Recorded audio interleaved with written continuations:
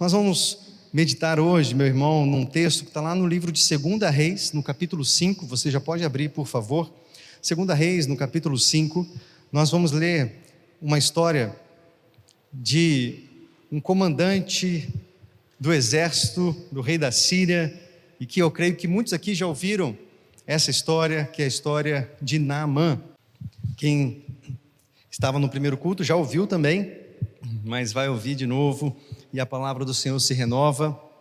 Tenho certeza que há algo novo a ser falado aqui, a ser revelado para você e para mim. E nós vamos ler esse texto, como a gente tem sempre feito aqui, a gente vai ler parando, tá bom? Então a gente vai ler alguns versículos, a gente para, explica, comenta, entende, para que a gente possa, quando chegar lá no final, no versículo 19, a gente possa entender a mensagem do Senhor para nós aqui nessa noite. E o título que eu coloquei aqui para essa pregação é Verdadeira Conversão. Vamos lá, versículo 1, capítulo 5 de 2 Reis. Naamã, comandante do exército do rei da Síria, era muito respeitado e honrado pelo seu senhor, pois por meio dele o Senhor dera vitória à Síria. Vamos fazer já uma pausa aqui. Nesse primeiro versículo, na verdade ficou faltando uma partezinha aí, né, desse versículo, a gente vai ler depois, mas nessa primeira parte aí, do versículo de número 1, nós vemos sendo apresentado Naamã. E o texto nos diz que era um comandante do exército do rei da Síria. Não apenas isso, era alguém respeitado e honrado pelo seu senhor, alguém respeitado e honrado pelo rei, pois por meio de Naamã, o Senhor dera vitória à Síria. Então eu gostaria que você imaginasse, você participasse dessa ministração, imaginando Naamã, porque isso vai te ajudar bastante a entender a mensagem de hoje. Então vai imaginando aí Naamã na sua mente, um comandante do exército, então alguém que tinha ali a sua armadura, a sua farda, e o texto nos diz que ele era alguém muito respeitado e honrado, alguém que venceu muitas batalhas, deu vitória para a Síria, e não só honrado pelo rei. Imagina alguém importante que tinha acesso ao palácio, era respeitado, venerado por onde ele andava, ele era um herói nacional, um ministro de guerra, um homem de projeção. E aí você que entende mais de exército aí, de forças armadas do que eu, vai saber que pessoas condecoradas, né, pessoas que têm assim um currículo muito bom, várias medalhas, eles colocam essas medalhas assim na sua farda, no uniforme, não é assim? E quanto mais medalhas essas pessoas têm, mais a gente sabe que elas foram condecoradas, que elas são experientes, que elas são vitoriosas. Então você vai imaginando, esse era Naamã, um comandante, alguém importante, alguém respeitado, alguém honrado, que andava ali pela Síria, pela capital, e ele era venerado pelo povo, pelo rei, era alguém realmente extremamente importante, era o braço direito do rei, ocupava o primeiro escalão do governo, responsável pelas vitórias militares. Então o povo tinha Naamã como alguém realmente vitorioso, como alguém corajoso, como alguém que era de fato digno de confiança. Esse era Naamã, um cara 10, um cara que quando andava as pessoas paravam para ver, um cara realmente importante. Mas, vamos continuar lendo esse versículo de número 1, o finalzinho diz assim: mas esse grande guerreiro ficou leproso. Não sei se a sua versão diz, mas algumas versões dizem assim: porém, vírgula, leproso. Porém, leproso. Um homem importante, honrado, respeitado, comandante do exército, alguém realmente venerado, alguém que tinha no seu currículo muitas e muitas vitórias, alguém considerado corajoso pela nação, porém leproso. O que esse texto nos mostra? Que esse homem, por fora, quando as pessoas olhavam para ele, só conseguiam enxergar coragem, só conseguiam enxergar vitória, só conseguiam enxergar alguém que realmente era importante, alguém que carregava no seu próprio ombro, aqui no seu próprio uniforme, o seu currículo, os seus títulos, as suas recompensas de guerra. No entanto, o texto nos mostra que lá dentro, por debaixo daquela armadura, por debaixo daquela farda, existiam feridas, porém era leproso. Mas esse grande guerreiro ficou leproso. Por fora, um homem de guerra. Por dentro, alguém frágil. Alguém cujas feridas o lançavam ao desespero muitas vezes, porque não podia abraçar seus filhos, a sua esposa, a sua casa, o seu relacionamento estava absolutamente comprometido, porque esse homem, porém, era leproso. E a lepra, naquela época, era uma doença que não tinha cura, e as pessoas não tinham o que fazer, a não ser se isolar. E esse homem, sendo importante, estava agora diante dessa grande enfermidade, que colocava de fato um xeque-mate em toda a carreira dele. É algo que comia literalmente a carne dele todos os dias, mas corroía também a esperança dele, a expectativa dele. E por mais que ele queria se mostrar forte, corajoso, guerreiro, famoso, quando ele entrava na casa dele, tirava aquela armadura, tirava aquela farda, tudo que ele conseguia enxergar eram as feridas dele. E Naamã, querido, talvez você já tenha ouvido falar muitas pregações, porque de fato é um personagem que a gente fala bastante nas pregações, porque nos ajuda muito. Naamã representa muito de mim e de você em muitos aspectos. Porque assim como Naamã, por fora nós queremos nos mostrar em tantos momentos fortes, guerreiros, corajosos.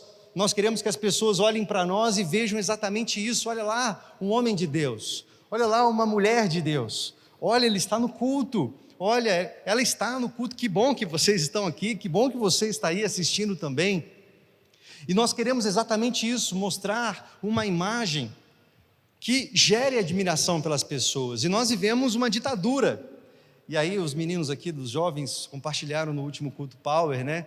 Aquele documentário, cadê o Dani? O Dilema das Redes, que fala exatamente sobre isso, essa ditadura de ser perfeito, de aparecer no Instagram, nas redes sociais e receber muitos likes, não é? Muitos coraçõezinhos, ter muitos seguidores.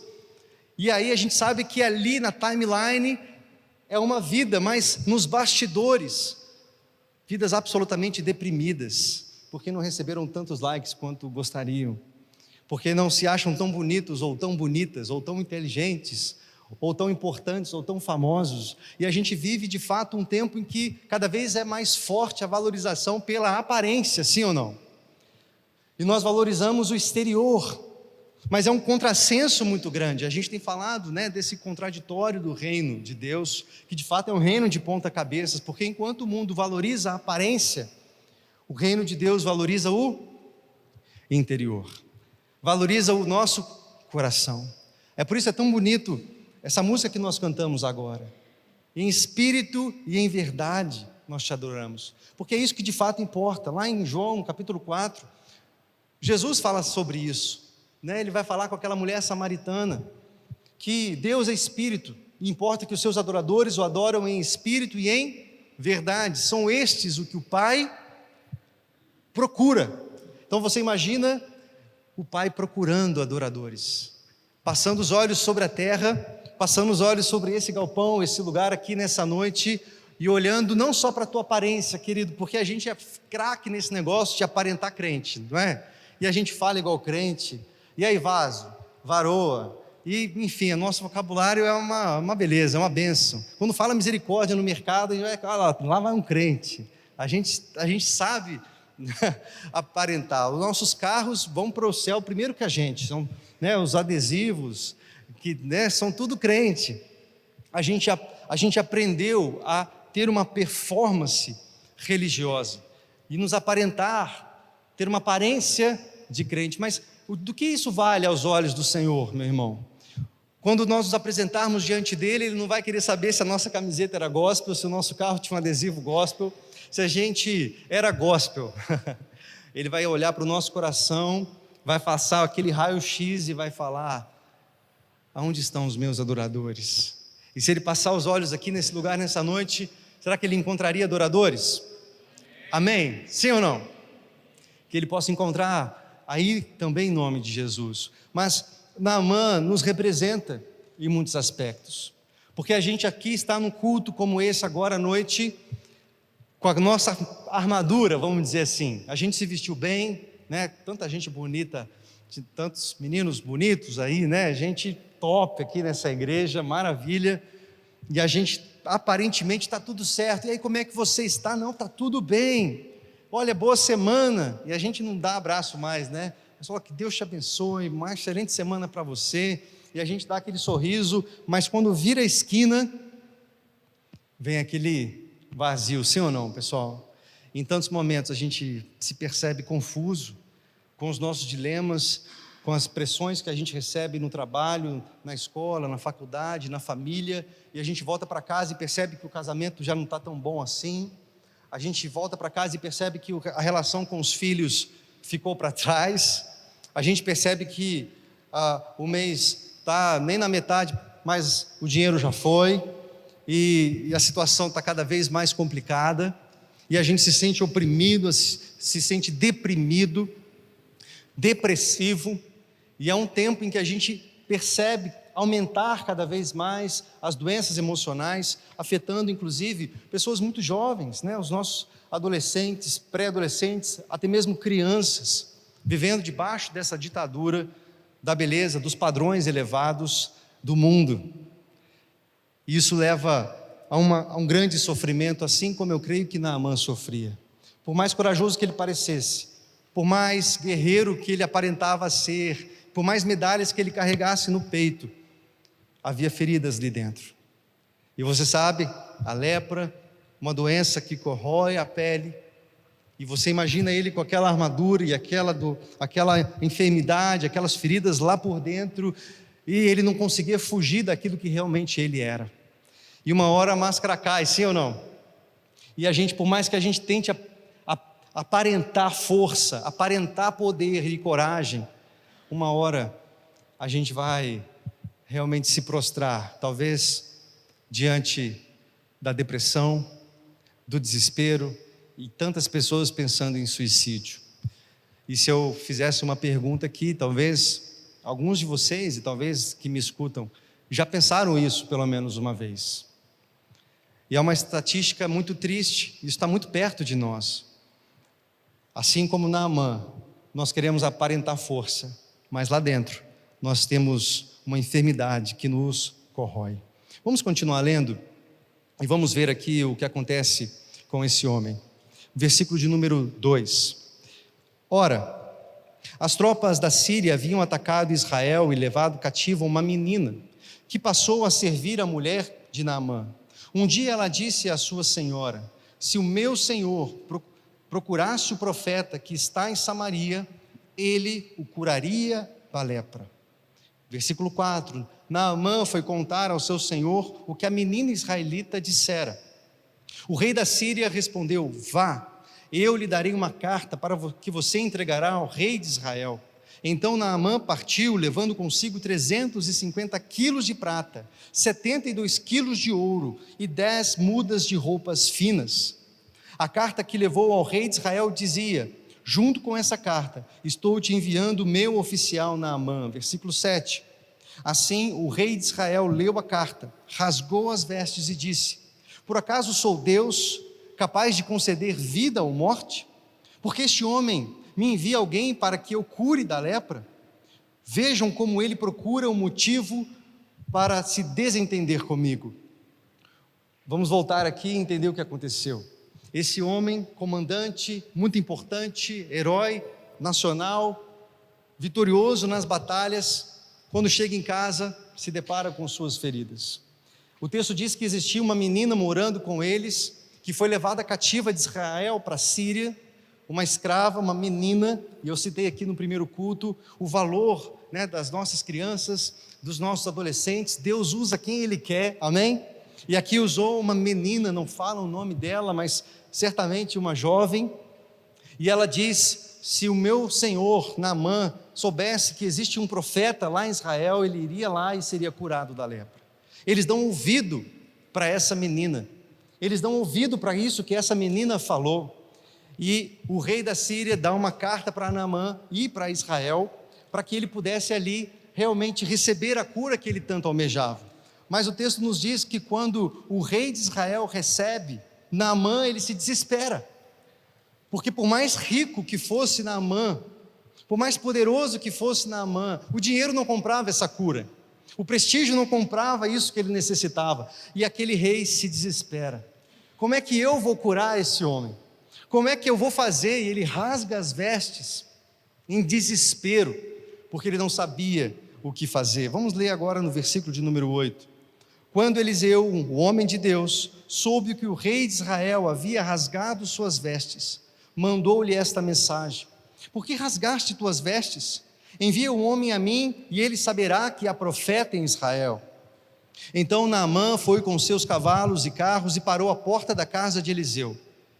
Eliseu enviou um mensageiro para lhe dizer: vá, lave-se 7 vezes no rio Jordão, e sua pele será restaurada, e você ficará purificado. Naamã encontra aquilo que ele estava procurando, um caminho para encontrar a cura para as feridas que estavam lá debaixo da armadura de um grande general, de um grande comandante do exército. Só que para que ele recebesse essa cura, ele precisaria obedecer essa ordem muito maluca desse profeta Eliseu. E Eliseu diz para Naamã: se você quer ser curado, vá e mergulhe 7 vezes no rio Jordão. Se você fizer isso, você terá sua pele restaurada e você ficará purificado. O que você faria? Vamos supor aí, você é Naamã aí por alguns minutos, e você chega aí diante do profeta. O texto fala que o profeta nem foi lá ver o Naamã, e ele com ouro, com prata, com roupas finas, com aquela gente pomposa, todo mundo acompanhando, era um general, alguém famoso, mas o profeta nem vai lá ver ele, manda um mensageiro, fala: ó, mergulha 7 vezes no rio. E você, o que você faria? Você obedeceria? Você iria fazer isso que o profeta estava dizendo, ou você ia achar maluco demais? 7 vezes no rio Jordão? Qual é o sentido disso? Vamos ver qual foi a reação aqui de Naamã. Olha só o que Naamã falou no versículo de número 11. Mas Naamã ficou indignado e saiu dizendo: eu estava certo de que ele sairia para receber-me, invocaria de pé o nome do Senhor seu Deus, moveria a mão sobre o lugar afetado e me curaria da lepra. Não são os rios Abana e Farfar e Damasco melhores do que todas as águas de Israel? Será que não poderia lavar-me neles e ser purificado? Então foi embora dali furioso. Naamã tinha uma lepra, um problema físico, mas também tinha um problema ali do orgulho. Ele era rico demais, poderoso demais, para receber uma orientação dessa, para se lavar no rio sujo Jordão. Eu tenho rios mais limpos lá na minha terra, eu não poderia me lavar lá? Por que eu tenho que me lavar no rio Jordão, nesse rio sujo? Olha só, gente, esse homem que precisava de uma cura, mas o orgulho o cegava, ele fica indignado, e o texto diz que ele vai embora dali furioso. Tudo bem que essa história vai ter um outro desfecho, a gente vai continuar lendo, mas vamos trazer para nós um pouquinho, queridos. Muitas vezes nós nos identificamos com Naamã, porque nós sabemos que temos uma aparência, ou queremos ter uma aparência de fortes, corajosos, e que está tudo bem, mas quando a gente está no nosso quarto, lá sozinho, nós choramos, largados. Não é assim? Tem uma música que fala aí, né? Chorar largado e tal. A gente fica lá desesperado, abandonado, não tem esperança. Mas aí vem alguém e fala: ó, busca Deus, ou vai na célula, se envolve com o discipulado, ou faça assim, assim, assado, isso vai te ajudar. E aí você diz: eu vou fazer isso nada. E a gente é orgulhoso assim como Naamã, sim ou não? Naamã estava prestes a ir embora, o profeta tinha dado uma orientação, a cura estava diante dele, mas ele estava indo embora por causa do orgulho. Meus irmãos, quantas vezes nós vamos embora por causa do nosso orgulho? Quantas vezes nós participamos de um culto, por exemplo, uma reunião como essa, e é uma palavra: puxa, o pastor vai falar de Naamã de novo, eu já ouvi 30 pregações de Naamã, não tem nada de novo nessa história, mas a cura está diante de você, para a sua lepra, para as suas feridas, e tudo que você precisa fazer é se abrir, deixar o seu orgulho e falar: eu desejo, eu quero, eu vou obedecer. O que tem que fazer, pastor? O que precisa fazer? O que é necessário para que eu receba a minha cura? Esse milagre, para que eu pare de viver de aparência, para que eu realmente possa experimentar algo profundo que eu busco há anos. E o caminho aqui era se lavar 7 vezes no Rio Jordão. Mas para se lavar 7 vezes no Rio Jordão, esse homem poderoso, pomposo, cheio de medalha no peito, tinha que tirar as medalhas, tirar a armadura, tirar a farda, mostrar a lepra para todo mundo, para entrar no Jordão e ser lavado. Talvez por isso esse homem estava indo embora. Ele ficou decepcionado porque o profeta nem foi lá ver ele, mexeu com o orgulho dele. Mas na verdade, ele sabia que para mergulhar e para se lavar ali no Rio Jordão, ele precisava se despir. Ele precisava mostrar as feridas. Ele precisava mostrar quem ele era de verdade. Talvez ele estava com vergonha dos soldados, estava com vergonha das pessoas que tinham ele em alta veneração. O que vão achar de mim se eu mostrar que eu sou leproso? Eu sou um herói nacional, e se eles souberem que eu sofro disso, o que eles vão pensar de mim? Quantas vezes você já falou essa frase? Se eu disser que tenho esse pecado, ou que eu luto contra esse vício, o que vão pensar de mim?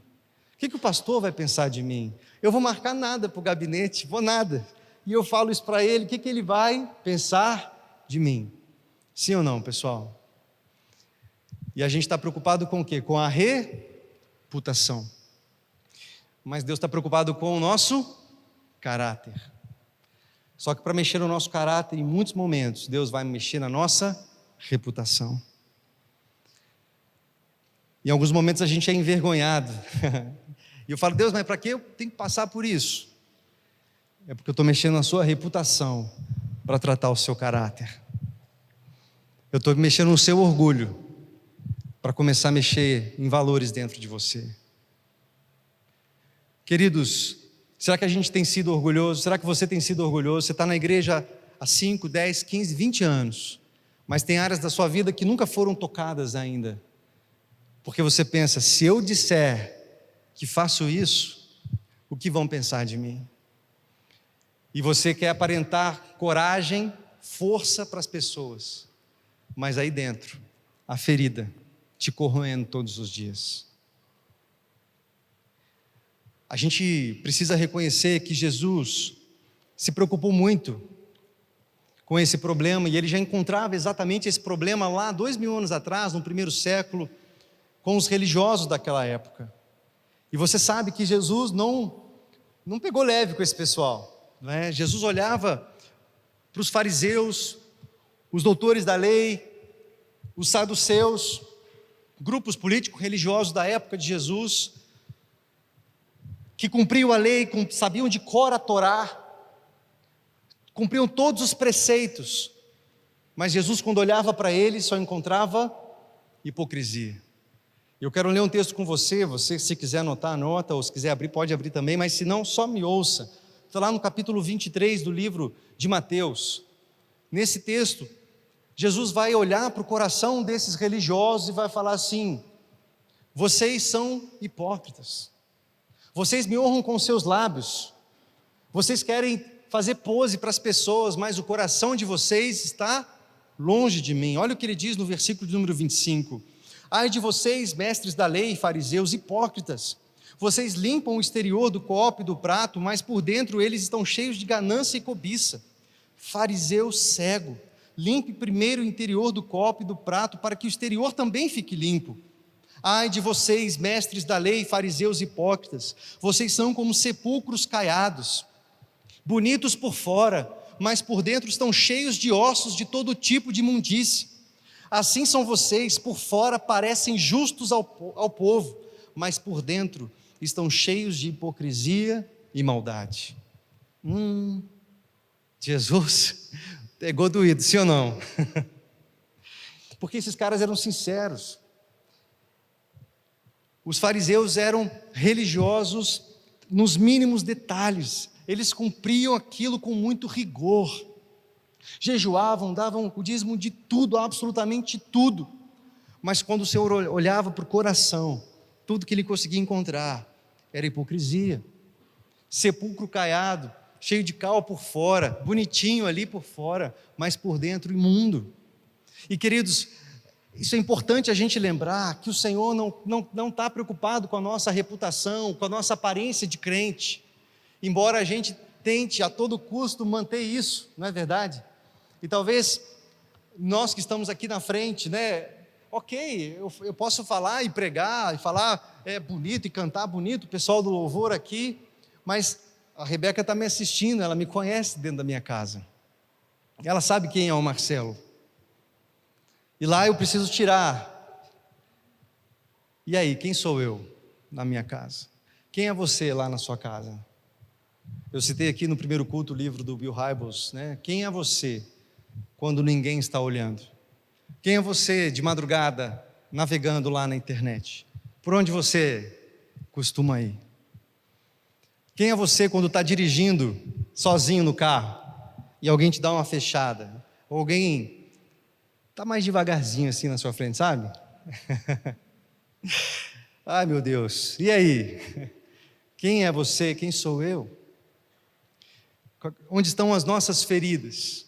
É óbvio que a gente não mostra isso para as pessoas, e para as pessoas a gente quer mostrar: nossa, olhe para mim, eu sou um bom religioso, eu não mato ninguém, eu não adultero, eu não roubo, eu dou dízimo, frequento a igreja, e a gente está satisfeito com essa imagem, performance de crente. Mas olha só o que diz em 1 Samuel 16:7.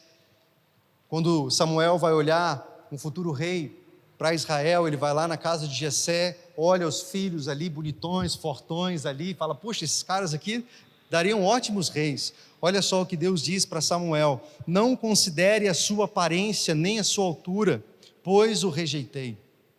O Senhor não vê como vê o homem vê a aparência, mas o Senhor vê o coração. O Senhor vê o coração. Queridos, é muito importante a gente entender isso, porque a religião, ela é uma bênção, mas em muitos momentos ela nos engana, ela nos faz achar que o fato da gente frequentar algumas reuniões, o fato da gente ser bonzinho lá fora, não fazer mal para ninguém, pô, eu não faço mal para ninguém, que isso é suficiente, que é isso que Deus espera de nós. Mas a gente não vê isso nos evangelhos, a gente não vê isso na palavra do Senhor. No reino de Deus, o mais importante não é aquilo que a gente aparenta ser, o mais importante é aquilo que de fato nós somos.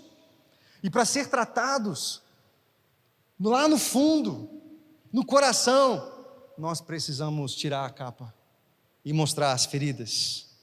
Amém? Dá para entender, querido? Faz sentido para você isso? E a minha pergunta é: você está disposto a tirar a sua armadura, seus títulos, o seu currículo, né? Eu sou metodista há 30 anos, não é? Eu sou da igreja há 40 anos, há 20 anos. Você está disposto a botar tudo isso aqui de lado e falar assim: aqui ó, sou eu. Misericórdia, sabe assim? Quando você olha no espelho e fala: misericórdia, eu preciso muito do Senhor. E é quando a gente olha no espelho e fala assim: misericórdia, a gente reconhece: eu preciso de um Salvador, porque dependendo desse cara aqui, eu não vou para muito longe não. Você já teve essa experiência de se olhar no espelho e falar assim: Senhor, tem misericórdia de mim? A experiência daquele pecador publicano que está no templo batendo no peito dizendo: Senhor, tem misericórdia de mim porque eu sou pecador. Do outro lado está o fariseu: Senhor, muito obrigado porque eu não sou como esse publicano. Obrigado porque eu dou o dízimo de tudo que eu ganho, eu jejuo 2 vezes por semana. E Jesus pergunta: qual dos dois voltou para casa justificado? O pecador. Porque Jesus não veio para os sãos não precisam de médico, ele veio para a ovelha perdida. Quantas ovelhas perdidas estão aqui? Quando nós entendemos que é para nós essa palavra, querido, nós entendemos que Naamã nos representa. Ele estava indo embora. Quantas vezes a gente vai embora? Talvez você vá embora essa noite aqui do culto, é uma oportunidade, a gente vai orar, em nome de Jesus, vou acabar já, que agora mudou os horários, né? Então, vamos lá. Mas a gente vai ter um tempo de oração, e você tem a opção de se render ao Senhor, vai ter a opção de ir embora, voltar para a tua casa e viver de aparência. Qual vai ser a sua escolha? Então, já que o tempo está indo, vamos ler agora aqui o que aconteceu, o versículo de número 13. Mas os seus servos lhe disseram: Meu pai, se o profeta lhe tivesse pedido alguma coisa difícil, o Senhor não faria? Quanto mais, quando ele apenas lhe diz para que se lave e seja purificado. Assim ele desceu ao Jordão e mergulhou 7 vezes, conforme a ordem do homem de Deus. Ele foi purificado e sua pele tornou-se como de uma criança. Amém, queridos? Esse homem obedece. Ele estava indo embora, mas um servo diz para ele: meu pai, o que ele está pedindo não é tão difícil assim. Se fosse uma coisa difícil, você não faria. Vai lá. E ele dá ouvidos para aquele servo e ele realmente obedece. E ele vai lá, mergulha 1, 2, 3, 4, 5, 6, 7 vezes. Na 7ª vez ele levanta absolutamente purificado. Ele levanta com a sua pele tão limpa e lisa como de uma criança. O milagre acontece ali fisicamente naquele homem, mas um milagre maior acontece no coração daquele homem, que é a conversão. E nós vamos ver o que ele diz depois dessa experiência. Ele obedece, querido. E isso aqui eu quero que você guarde em nome de Jesus. Porque eu falo para muitos aqui, para muitos aí, que conhecem muito bem a palavra. Já leram a Bíblia, já ouviram muitas pregações. O que falta não é saber sobre a palavra, é obedecer. Naamã abriu mão ali da sua capa, abriu mão da sua armadura e obedeceu, mergulhou 7 vezes, deixou todo o seu prestígio, deixou todas as suas medalhas, deixou toda a sua glória ali, toda a sua reputação, mostrou a lepra para todo mundo, falar: eu sou esse cara e eu vou ser curado. E ele vai e obedece. Se ele tivesse mergulhado 5, ele não teria sido curado. Se ele tivesse mergulhado 6, ele não teria sido curado. Ele obedece a palavra do profeta, mergulha 7 vezes, ele é curado totalmente. Meu irmão, o que você precisa obedecer? Você já sabe o que tem que fazer, mas você está resistindo em obedecer. E enquanto você resistir em obedecer, você vai viver de aparência. Mas o Senhor está dizendo: a aparência eu rejeito. O Senhor não vê como vê o homem vê a aparência, mas o Senhor vê o coração. Você quer viver de aparência, mas ser reprovado por Deus? Ou você quer muitas vezes ser reprovado pelos homens, mas ser aprovado por Deus? Qual é a sua escolha? E a gente tem falado tanto sobre aquela palavrinha, né? A vulnerabilidade, que é se mostrar, revelar quem você realmente é, para pessoas que você confia, e dizer: eu sou esse cara sou eu, e falar: eu faço isso, mostrar suas lepras, isso, eu já fiz isso, eu não me recuperei disso, eu sou viciado nisso, e eu preciso de ajuda, você pode me ajudar? E essa pessoa vai orar com você, vai olhar para a palavra e falar: a palavra diz isso, e diante de você está a escolha de obedecer ou desobedecer. Construir a sua casa sobre areia, que vai desmoronar a qualquer momento. Talvez você está experimentando isso no seu casamento, experimentando isso na sua vida financeira, porque você está construindo sobre areia, sem praticar a palavra. Ou você pode obedecer em nome de Jesus. Olha só o que acontece com esse homem, vamos finalizar no versículo de número 15. Então Naamã e toda a sua comitiva voltaram à casa do homem de Deus. Ao chegar diante do profeta, Naamã lhe disse: agora sei que não há outro Deus em nenhum outro lugar senão em Israel. Por favor, aceita um presente do teu servo. O profeta respondeu: juro pelo nome do Senhor, a quem sirvo, que nada aceitarei. Embora Naamã insistisse, ele recusou. E disse Naamã: já que não aceitas o presente, pelo menos permite que eu leve 2 mulas carregadas de terra, pois teu servo nunca mais fará holocaustos e sacrifícios a nenhum outro Deus, senão o Senhor. Esse homem chegou ali idólatra, mas sai ali adorando ao Deus vivo de todo o coração.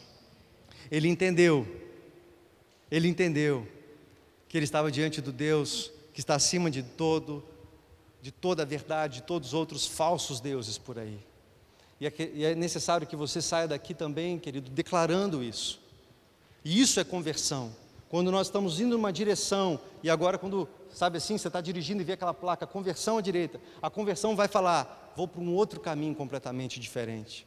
Se você vem para a igreja e não muda a sua vida, meu irmão, Não é com Deus que você está se encontrando aqui. Talvez seja com o pastor, com os amigos e tal, com a música. Mas se você tem um encontro com Deus, é purificado como esse homem foi. Essa palavra vai te converter, ou seja, vai levar você para um outro caminho. E as práticas que você fazia, você não faz mais. E se fizer, vai ser um acidente. Mas com o coração em arrependimento, você já se coloca: Pai, tem misericórdia de mim. Se levanta, sacode a poeira e continua a corrida da caminhada cristã. Amém, queridos? É isso que está proposto para mim e para você. Quero chamar o pessoal do louvor. Vamos cantar Espírito e Verdade, pode ser? E eu gostaria que você ficasse em pé no seu lugar, por gentileza, e que você pensasse um pouquinho sobre aquilo que nós conversamos agora.